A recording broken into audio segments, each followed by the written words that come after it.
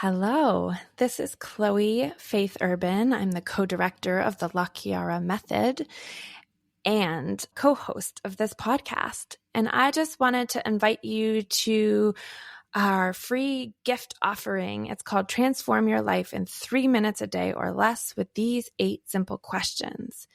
And this is an 8-day mini course that comes straight to your inbox with a daily question, a short meditation, and it has been very transformational for many people.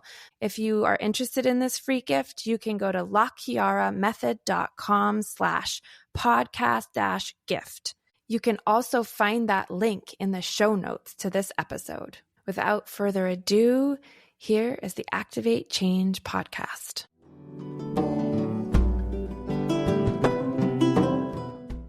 Welcome to the Activate Change podcast, where transformation is just a conversation away. Each episode, join renowned healer and founder of the La Chiara Method, Gabrielli La Chiara, as she offers an intimate front row seat to an authentic and unscripted personal healing session. Each session features a new person exploring their genuine struggles, their longings, and their deepest desires in their lives. As you listen, we invite you to receive as well, feeling into where the healing and insights that transpire might spark transformation in your own life. And stay tuned until the end, because I, Chloe Faith Urban, will discuss the session and share a tool or framework that Gabrielli used, which you can apply to your own personal healing. This podcast does contain adult language and content, so if you have little ones around you, you may want to use headphones.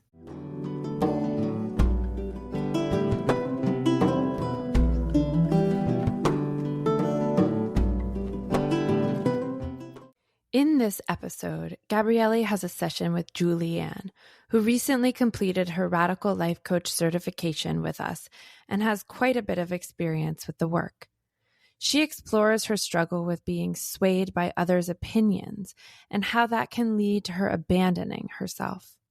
Listen as she clears out other people's fear from her body and steps more into her power and potency. Let's dive in.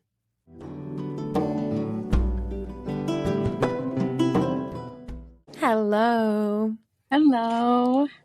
Welcome to your podcast session. Thank you. I'm excited to be here. I'm so curious how I can help you today. What's your intention? Let's see. I've been feeling like that there's an awareness around of what I need to do with my life, just a small thing, but and that other sort of that the feeling of being swayed by others' opinions of oh, this is shoulds or shouldn'ts, and so trying to minimize that into sort of a bite-sized piece, but this sense of how do I continue to act in my own integrity, maybe around that. Does that make sense? Yeah, I heard you reaching to feel in and play with who you are in the world, who you are in your work, and already aware. And it sounds like you're already noticing and aware of where other people's opinions can come in and sway you off center, maybe, and change your perspective of who you are, or what you need, or where you're going. Did I get that right? I know I added some to it, but yeah. Yeah, exactly. Yeah. I definitely got shivers on that, what you added, that sense of, knowing where I am, or my sense of being swayed off my own and changing my perspective. That feels really true. Right. I feel so much vulnerability in that. How often do many of us, we're oh, I got it, and I'm moving in this direction, and it doesn't take a lot for someone to have a strong opinion or a strong energy, or for multiple people even to have things that then all of a sudden we're resetting and reorganizing what we thought we wanted, even though a minute ago we thought we knew. and both what's right about that and what's also hard about that, we, right. We don't want to get so tunnel focused that we don't take consideration to what other people might be perceiving. And at the same time, we don't necessarily want to have, be bumped around, like we're just a little feather in the riverbed, just swaying in every direction and kind of losing track of our roots and who we are. So, yeah, I'm feeling like we could dive right into discovery. Like it's present of feeling the question in my belly wanting to rise up. And is there anything else you want to say before we jump in? No, that feels complete around that so far. Good. I heard the words integrity, center, related to work, contribution is what I might hear too, being you, knowing you. And so let me just see what arises in the question, and we'll go from there. Okay. It's like, how many gazillions of lifetimes and or how many times in this lifetime did you, I almost have this feeling of like, you so knew exactly what you needed to know, and then second guessed it, and then ended up someplace totally different. And then later on was like, wait, I knew, I knew, and I can't get back. And so something about both getting swayed off, but then also not knowing how to get back to some sense of knowing. And that experience, is that familiar? Yes. Yeah, exactly.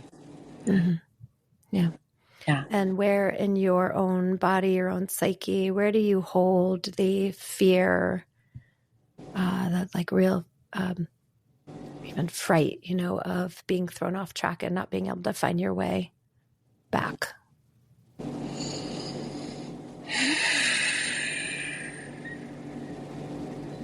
Yeah, that feels like gut, like solar plexus, kind of like clenching, holding, like needing, right, as if by sheer will I could hold it in place somehow. Like, I got this, and but like at the same time, it's like, oh, that like constricted place isn't right.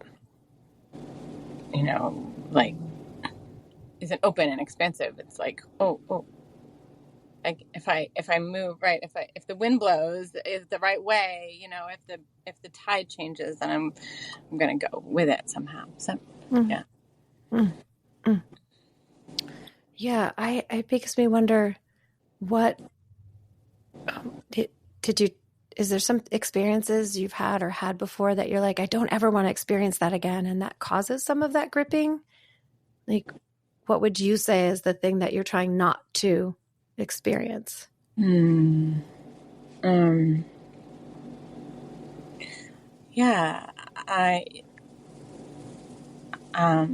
think the thing I'm trying not to experience is allowing someone else's opinions to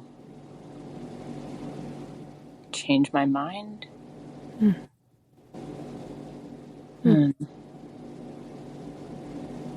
Yeah. Tell me a little bit more. So someone else's opinions can change my mind. Yeah. I'm really not wanting that to happen. Tell me more about that. It's like, it seems like it's like backwards. Like, how can that be a thing that would, like, that changing my own mind would be my choice? But, Oh, that's an interesting awareness you already had. But wait, I'm already saying something maybe in a victim-y mode of like, someone came in and changed my mind, like they can go in my brain and change my mind, tell me to think things I don't want to think. Right. And yet it feels like real experience is real. Can somebody brainwash, and can we be brainwashed? Or where am I changing my mind, and for what reason? Like, right. If that person comes in with an opinion, or those people, and then I change my mind, and then I somehow fault the other people for, it's like there's something I can feel what's distorted in it. often that just feels like not that you're distorted, but that there's like maybe trauma in that, because it feels wounded, like it's confused about where is my power, where's not my power, what is my brain, what's not my brain, who can tell me what to do. And maybe there are times people can tell us what to do or think, right? Right. Well, I mean, I guess like sort of the thing that's like coming to mind and came up last week, on retreat in a conversation with someone was this. It was like 20 years ago, and I had been accepted into a program, like a Master's in Fine Arts program with like a full scholarship and a teaching assistantship, and then I found out I was pregnant. Oh. And and like my husband at the time was like, no, I'm not going to go with you. Not that he didn't say I couldn't go, but the answer was that like he wouldn't go with me, like, to do this thing. And so it was like, right. So like but like in thinking about it, like it's sort of like the one thing that I'm like, I just want to like get back to that sense of like that I was right. I had such certainty of like I was going to be a writer and like a bilingual writer, and I felt confident I could raise my daughter with the supports that were going to be available, and then I was like, but I'm going to change my right. And then there is even the awareness of like, well, I'm going to change my mind to match what this person wants instead. And I think it's like, it's kind of come up because there really haven't been a whole lot of things in my life that I'm like, I totally regret that. And like, but that's something that I think to myself, right. That was like some kind of like the sliding door, it's like, what would be if, right. Yeah. I think it's really, powerful for us to feel into the regret. Like, you really have a regret. And you've probably heard me say this before, but like the Dalai Lama, one time I heard speaking on their life, and people were asking all kinds of questions about forgiveness and this and that. And the Dalai Lama was expressing a regret that even they had, and I was like, wow, even this high holiness, has regrets. We're human, and how we hold regrets. And maybe that's the thing you never want to experience again, having such a regret that lives with you. Maybe it's not so much about I could have done this or that or this person, but I'm wondering if it's the regret in that moment of letting yourself be led, like choosing that relationship over yourself. Right. And what you really deeply knew was your path in that moment, or could have been. Yeah. Yeah. Yeah. Yeah.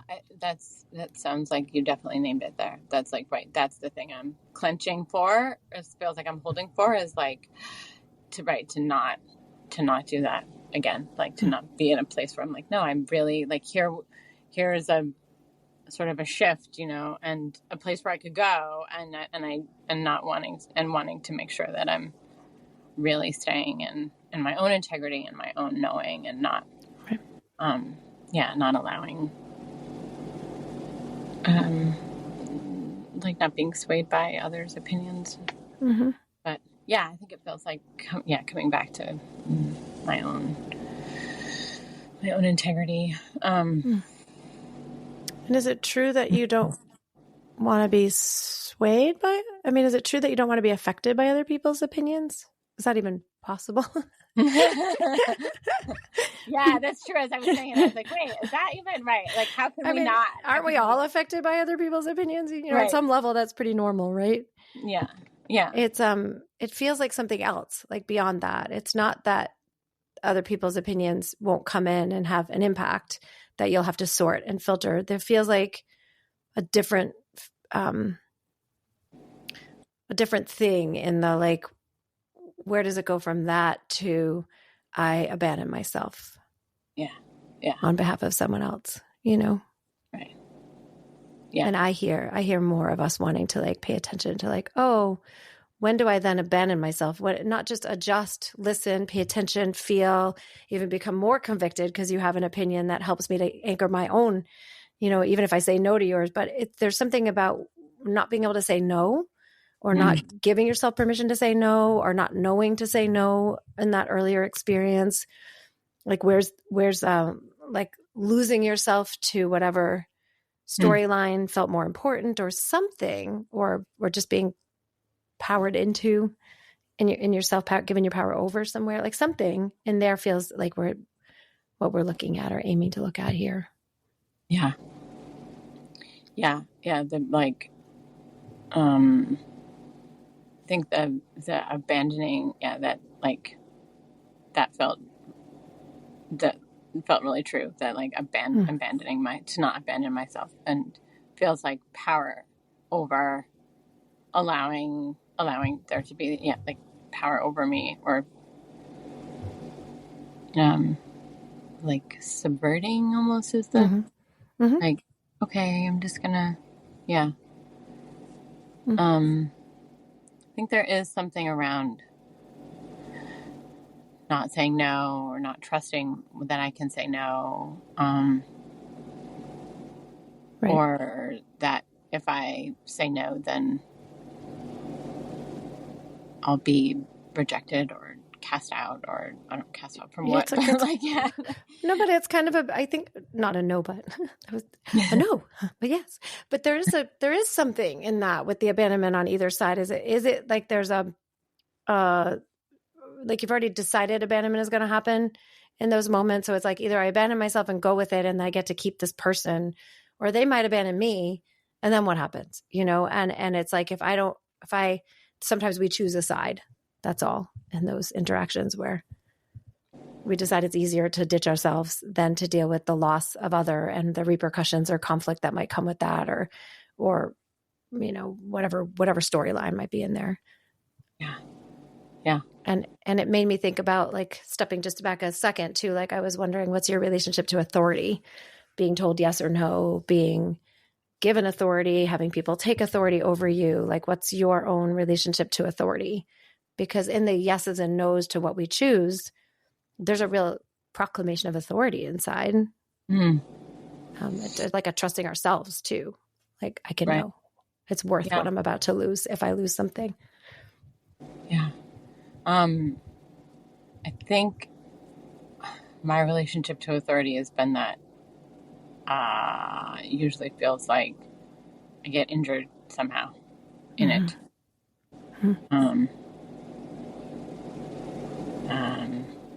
That like it feels like a painful place to be. So it almost feels like there's a sense of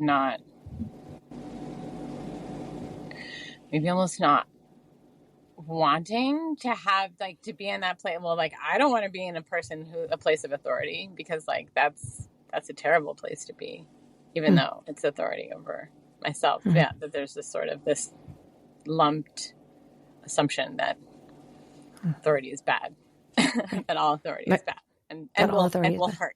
Yeah. And will ultimately cause pain. Yeah. Let's feel that authority is all bad and will ultimately cause pain. Can you say that 3 times? A piece of the story that lives there. Yeah. That authority is bad and will ultimately cause pain. And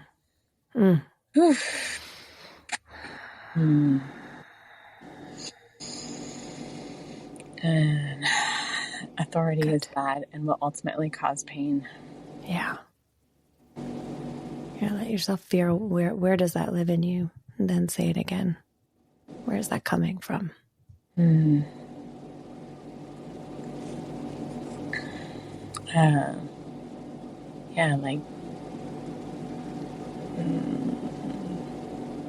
Like heart center, it's like behind the heart. That all authority is bad and will ultimately cause pain. It just feels like super tight, that inside inside my chest, behind my heart. Let's go in there. I can really feel the broken heart in it. When did you learn that authority can be bad and actually might cause harm? How old were you when you realized that people abuse authority and therefore cause harm?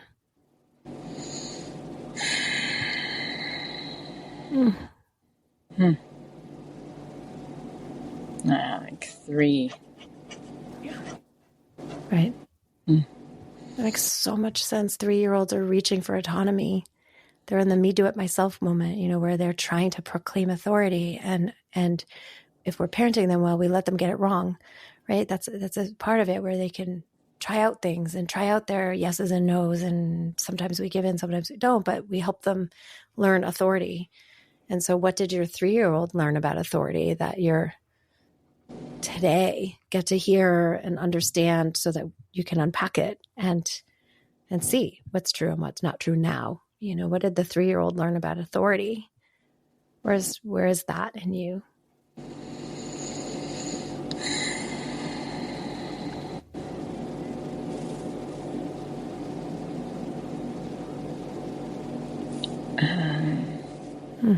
Yeah, it was like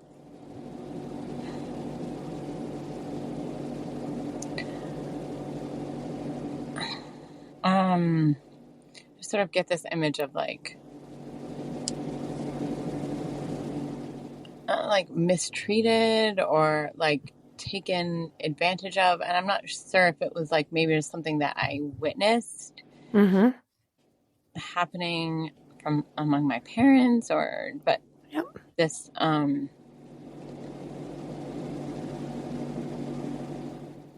like, oh, okay, that's not safe, that's not right. Can't go there. Right. So everything that 3-year-old learned that became fixated, that said, whoa, not just authority is bad or could cause harm, but it does cause harm. And wherever the 3-year-old either watched voices be diminished or taken over or controlled, or, that the patterns, whatever patterns that 3-year-old witnessed enough times that they're still here.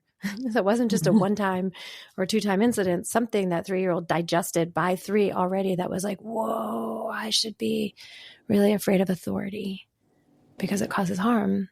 And whether that's because someone stood in their authority and they got hurt, or all the various possibilities, right? So we want to honor that it's true. Authority can cause harm. And sometimes it is bad. And sometimes people use it in all kinds of twisted, abusive ways. And the 3-year-old's not wrong that that's a true part of existence in humanity, that authority can be incredibly harmful. And it can be incredibly scary and dangerous to stand up for yourself and have a voice and take authority. Sometimes it can be, right? So let's massage the 3-year-old's fear by acknowledging and validating that, yes, we see that too. You're not wrong. That sometimes authority is really, really, really bad.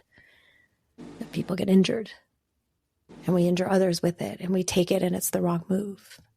And it can cause real harm, not just a little, but a lot. Yeah.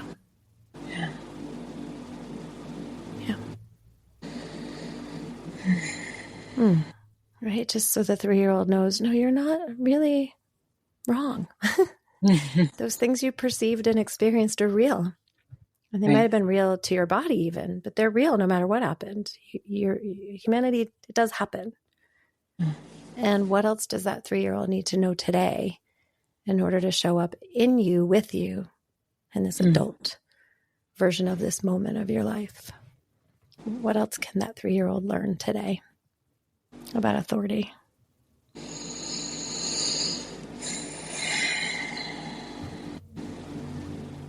That it can be safe. Yeah. Activate change and generate healing immediately. And is it even possible that sometimes it's safer to take your own authority, to stand in it?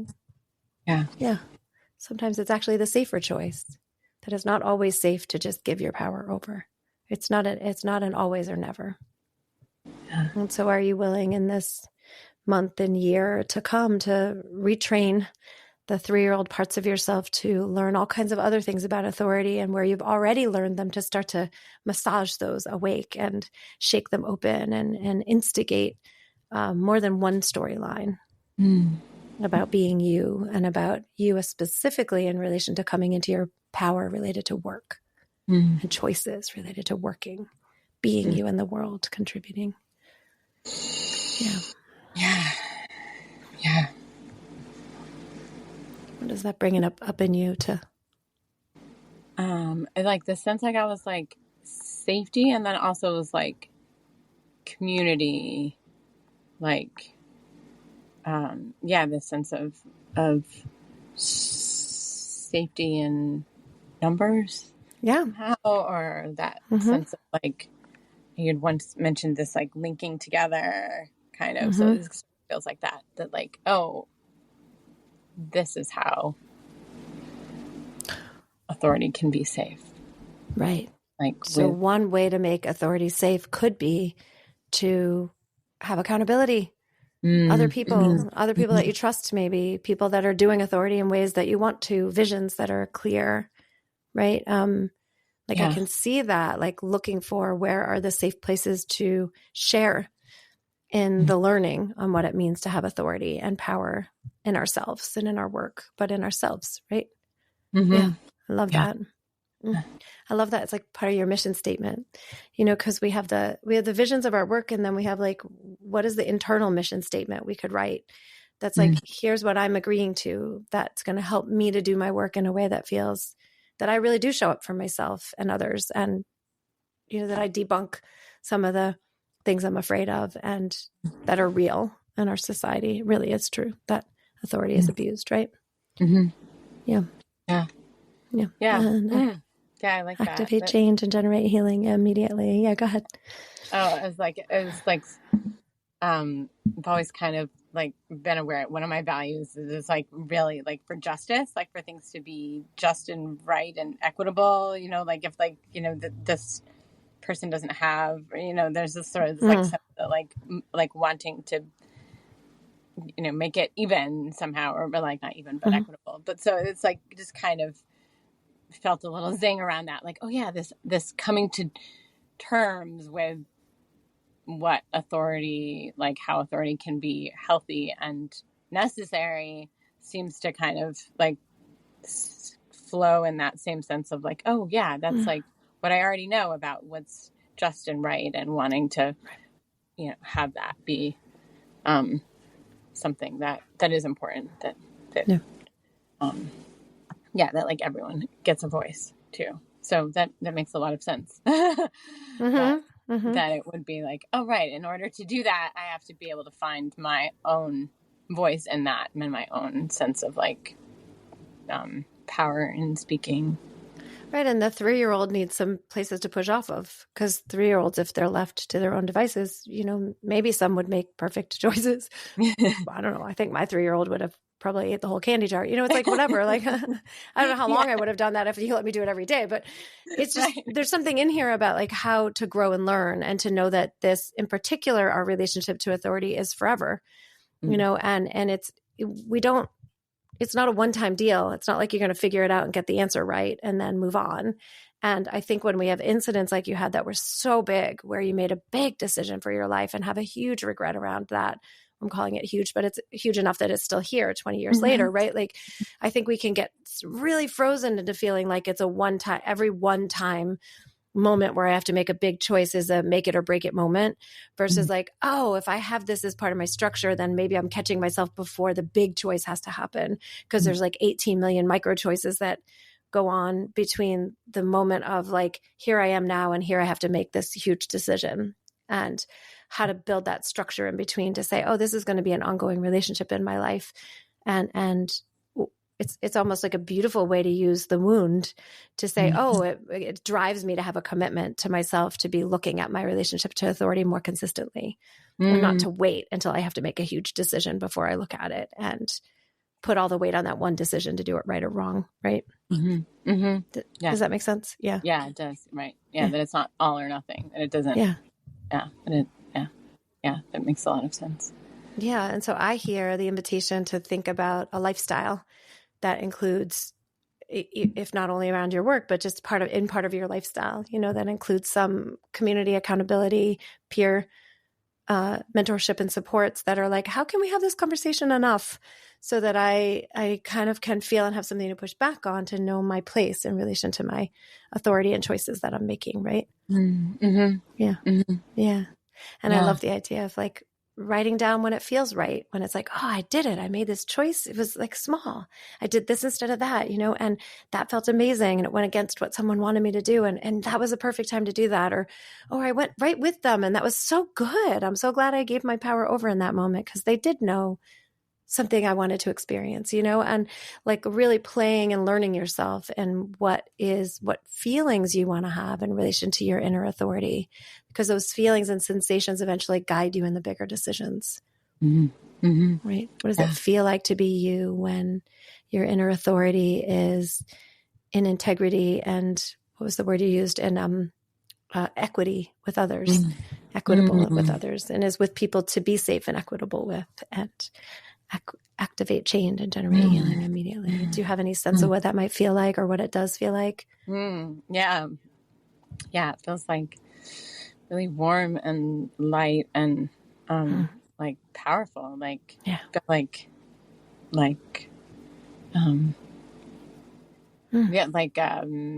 think the word is like the impetus that this sense that, that it would like be necessary, be like required. I love that. Yeah. I love that. Let's invoke and care, proclaim and pronounce that you get to learn more about that. How coming into an equitable or integrous relationship to authority could lead to a feeling of power in a way that's healthy and vibrant and maybe even harmonious, not as empower over, but as empowered inside, and this lightness and sense of knowingness that you're in choice in a way that feels integrous to you, and activate change and generate healing immediately. Ooh, so many shivers. I love that. Is there anything else in there? No,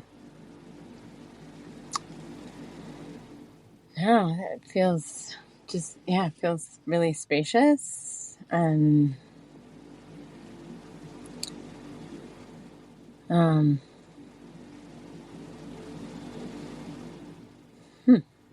funny, as I said that, there was just this one little twinge of like right in my esophagus, sort of like, so. Let's go there.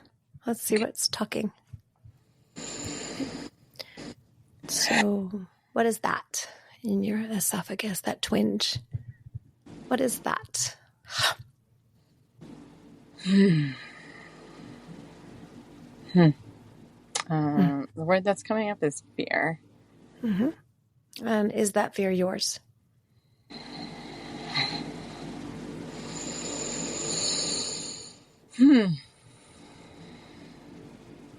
No. Is that true?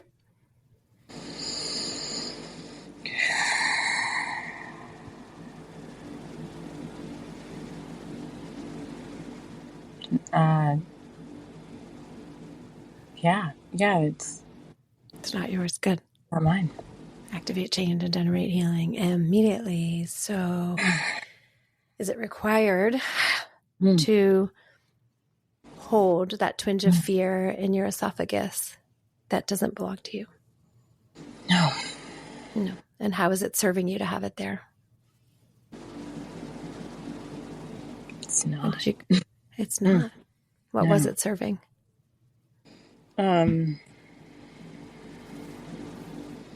It feels like that's sort of the, almost like the physical sense of what I was describing emotionally, with this sense of like, oh, here I go out on this thing, big launch, like, and then little, but what if? So there's like, I think it feels like it was serving in keeping me safe from being injured by others. Right. And if that was somebody else's fear, and could have led to, if the storyline of even the 3-year-old in there is like, oh, I'm feeling somebody's scared. And maybe even part of the service is to go take care of their fear by not doing the thing you wanted to do, right? But maybe also I'm feeling that somebody's scared. And what if fear leads to a misuse of authority? And were there times in your life where it was actually fear that stimulated a misuse or an abuse of authority, where people got harmed, right? So the whole pattern could go together. Right. Yeah. Yeah. So let's command your body and being to release the parts that are not yours, and invoke that it's okay that you have an awareness of other people's fear. It's important to know that, oh, I'm scaring somebody. I want to step back and see what that is as an aware step, right? So that I can find integrity, so that I can ask myself, how will I move with that? What choices am I going to make? But what we're clearing is the unconscious way in which other people's fear controls your choices, right? That their fear may turn into harm, or where you might be afraid of their fear, that you could be afraid as a 3-year-old, that if you feel that means that there's something harmful coming, right? Right. So clearing something dangerous. Thank you. That's the word I was looking for. Yeah. So let's command your body and being to release the fear that's not required, especially any old fear from circumstances that aren't even in your current realities, right? Commanding your body and being to release fear and any fear implanted in your throat or stuck there from any times that you acquiesced your power to serve it, and activate change and generate healing immediately. And let's gift that to the vibrational source of consciousness, that part of you that knows where to put it, that knows how to release it, and that knows that by releasing the fear, you aren't saying you're going to go numb to it, or that you're going to not see it anymore, but that you can see it from with more space, right? If other people's fear enters your realm, are you willing to see it before it's inside your body? If possible, right? When possible, right? Maybe we want to be able to wonder if we can be like, oh, that's fear. Oh, that's what that is I'm feeling. Let me check to see if I'm safe. I wonder if there's danger coming with that. Let me step back and see, am I making a safe decision? Am I safe? Are they safe? What's happening? Versus like all of a sudden it's in me and it's closed off my voice and twinged me back. And I've gone like, oh, the fear becomes my fear. And I say, you must be right. Let me give it to you. And I'm going to go with your power over mine, because clearly I must be wrong, right? And any version of that. Well, commanding your body being, again, to release anything that's not yours and to gift it to the vibrational source of consciousness. Activate change and generate healing immediately. Commanding your body and being one more time to release anything here that's not yours, that's no longer required to be in your body, in your psyche. And we thank it for all the teaching and all the medicine and all the ways in which you may have done everything you needed to do to make yourself safe. And any and all ways in which you can now lens what is safe now in this present time, in the body you are, with the choices you're making today, and activate change and generate healing immediately.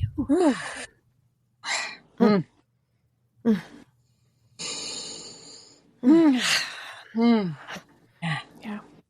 What are you noticing? Yeah, it feels a lot better. Yeah. Just like, wow, I'm so amazing that I am just amazed at the things our body can tell us, that like just that little twinge in the middle of the spaciousness would be, oh, what's that? Yeah. Oh, it'd be so easy for you to skip over it and to want to just keep. I just appreciate that you didn't skip over it, because it would have been easy to just be like, oh, everything else is good enough. Let me just not worry about that, Yeah. And yet that little time. There was a point I felt that, to be like, oh, it's fine. And I was like, no, but is it fine? Yeah. Thank you. Talk about not abandoning yourself in present time. Oh, yay. Because you could have assumed I wanted you to let it go too. And I really appreciate the way you hold on to yourself and stay in your integrity to your process. And that's what I really want. I don't want to be right. I don't want to lead somebody away from their bodily sensations, but into them. And so you really took the call to go in and stay present and stay connected. And again, not abandon your voice and your needs. And how powerful is that? I love it. Thank you. Let's invoke and care, proclaim, and pronounce that you can have a lot more of that. And knowing your needs, and that your body does talk and you are listening. And this is part of your soul speak journey to understand your relationship to self, voice, power, work, all the things. and activate change and generate healing immediately. Wow. Let's see if there's anything else for today you might want to share. Is there anything else you feel like you need?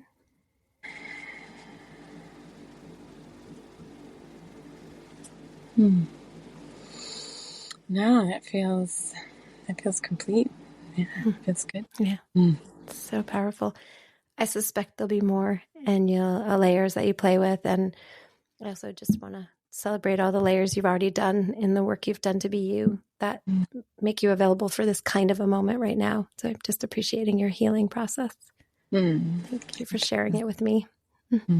Thank you for such a beautiful space that feels like safe and right, that I can like go right out to the edges of it and know that they'll be, it feels like held. So thank you for that. Thank you. Always fill that space with you. And let's just love you up with the blessing. Yes. I want to activate. I just kind of actually invoke. I don't know. I'm going to make one up. I'm going to activate that divinity in the cells and particles of you. And by that, I just mean that the aliveness of who you are, your essence, the you-ness, and activating that you do get to look through all the lenses of your life and decide how to use every experience, the ones you liked or didn't like, or the choices you made or wished you didn't made, to currently in present time develop who you are. Step into more of what you believe in, more of what you're here to offer, and more of who you be. And I thank you from the bottom of my heart and activate change and generate healing immediately. Thank you, Gabrielli. You. Yeah, this is so wonderful this time. Thank you. Welcome.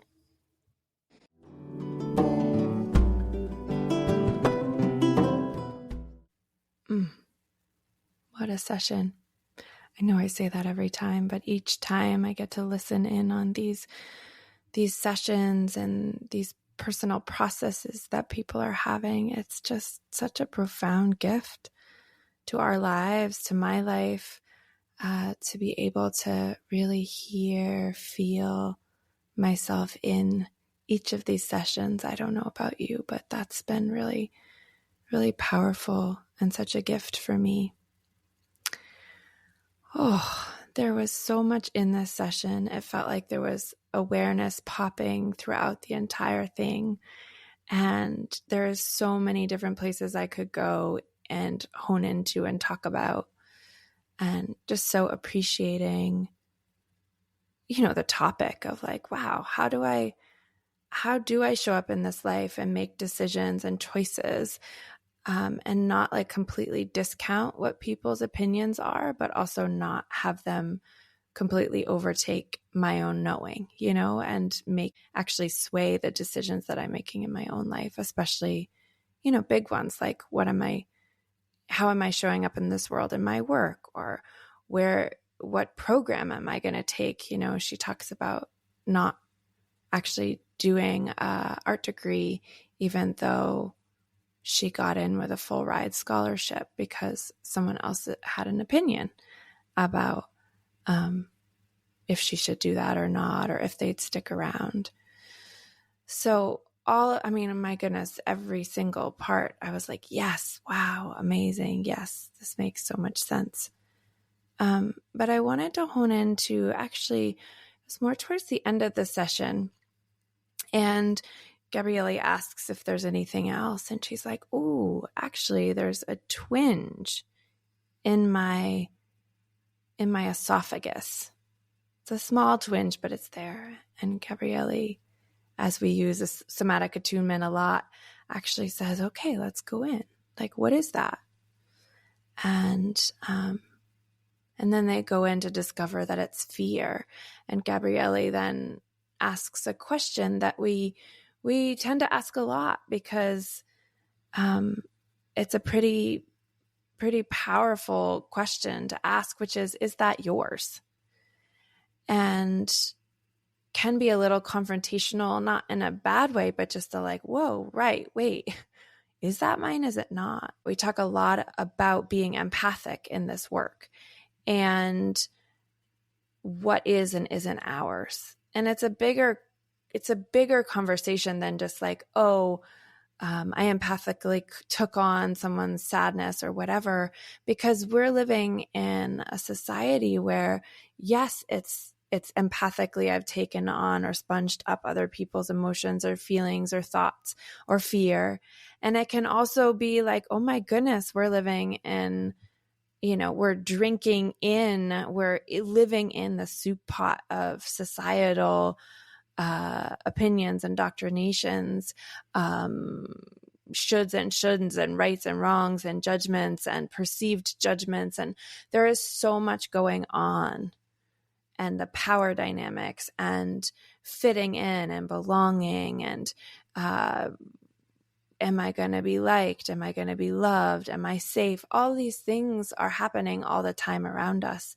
And what we might actually internalize as us, as ours, there's a lot that isn't. And so we find this question to be incredibly powerful. And this framework of being empathic and processing things that aren't ours is actually a huge, huge piece of this work. And so when she asked, is that fear yours? And Julianne felt in and was like, actually, no. And then she even asked, is that true? Is that really true? Because sometimes we need that extra, that extra questioning to really feel and drop into really feeling if it's true. And she said, yeah, no, it's not mine. And then Gabrielli asks, how has it served you to hold fear that's not yours in your throat, in your esophagus? And Julianne says, well, it didn't serve me. And then Gabrielli says, well, how did it serve you in another time? Like at another time, how did it serve you?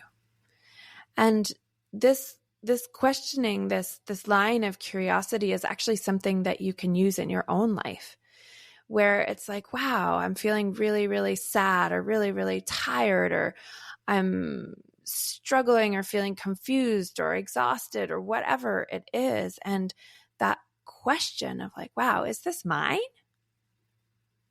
Is this really mine?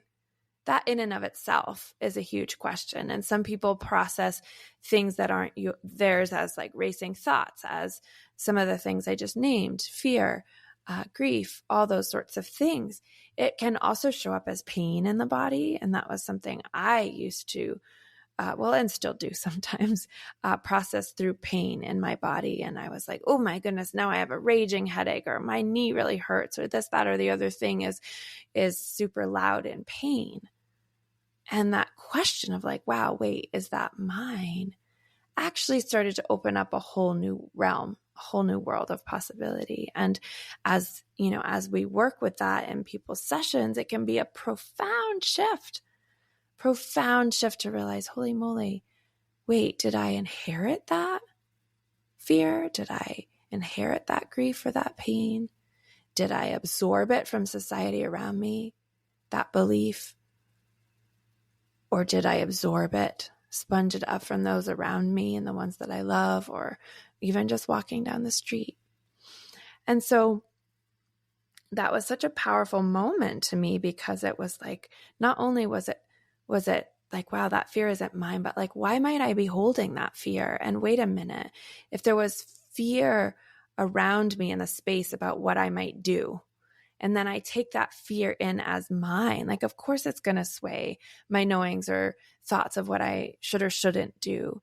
And if when I was a child at 3 years old, I took on someone else's fear because it was a dangerous situation, and I did need to know what was actually safe and not safe, and being really confused about what was safe and not safe as a child, that would make sense that we might take on others' fear and have that actually influence or sway the choices that we're making. And as a 3-year-old, that would make a lot of sense.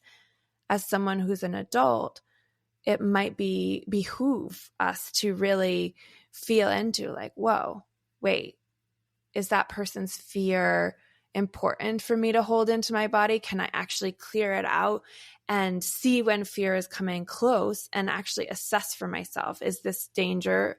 Is there danger or is there not? Am I safe? Am I not? Is this fear someone is having for me important to listen to? Well, maybe, yes, it might help me find my own knowing, but it doesn't need to be lodged in my body and actually controlling and or influencing the choices or decisions I'm making, right? So there's a lot here. And there's so many, I'm sure over the time of the podcast, we'll talk all about this in all different ways and how we take on things that aren't ours. But I wanted to talk about it because it feels so important to really begin to, if you haven't already, start to think about like, whoa, what am I processing that's not mine? And might I be doing that all the damn time? And if I'm doing that all the damn time, why might I be doing that? Why might I be holding energy that's not mine? What is under there? How does it serve me to sponge up a bunch of stuff that might actually, allow me to hide behind or not be in my full integrity or knowing, or not be in my own authority or power, like Julianne was speaking about. So I really invite you to be in that curiosity, like, wow, is that mine? And if it's not, how is it serving me to hold it there? And why might I be holding it there? And as you get curious, I also want to just offer the activation. We call it activate, healer, release, victim. Because so many times people are like, oh my gosh, someone dumped this on me, or I'm victimized by the fear I'm holding, or I'm a total victim to the world. And instead it's like, wow, we all have the healer in us that knows how to discern and to clear, to move, to shift, to shape energy. We get a cut. Our body naturally knows how to heal. It's a natural capacity that the body has. And so if we activate that healer in us, it helps to sift, sort, filter, clear, shift, move energy to the place where it needs to go in order for us to be the most healthy, vital, strong, capable. And so this activation, which Gabrielli has spoken about, but is a string of words, almost like a mantra, that helps to move, clear, shift energy.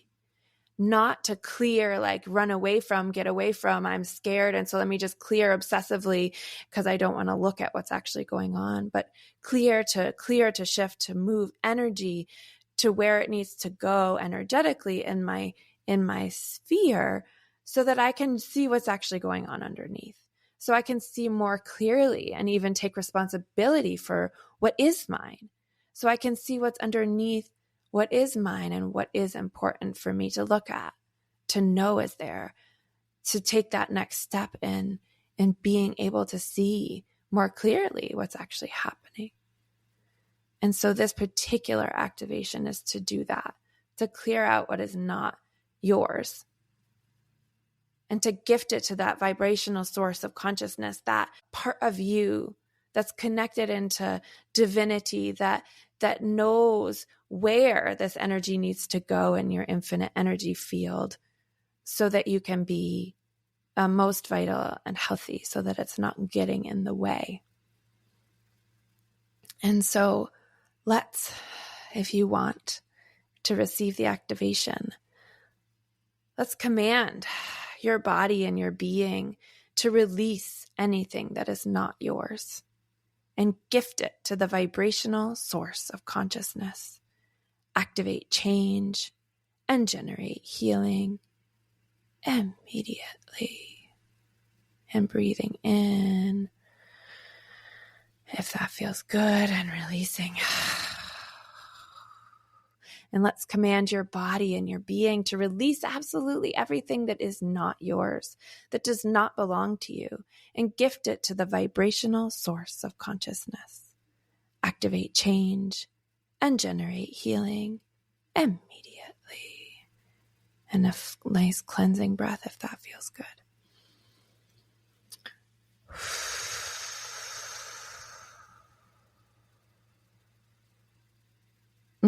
Beautiful.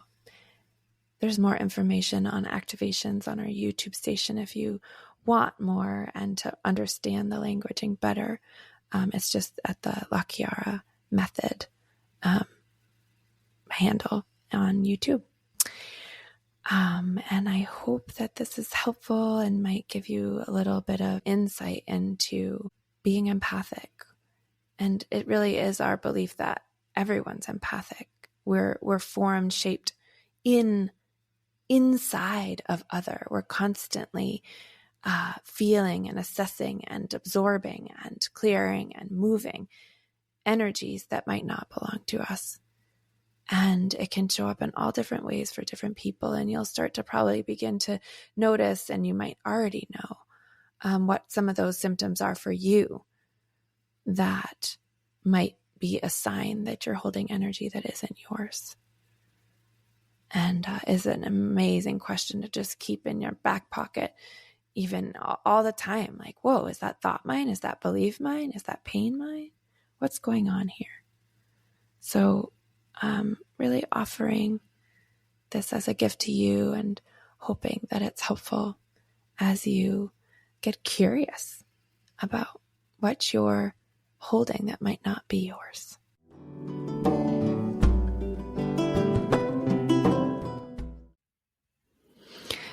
Saying a huge thank you to Ali Halpert, who's the amazing musician who wrote the songs that you hear in this podcast.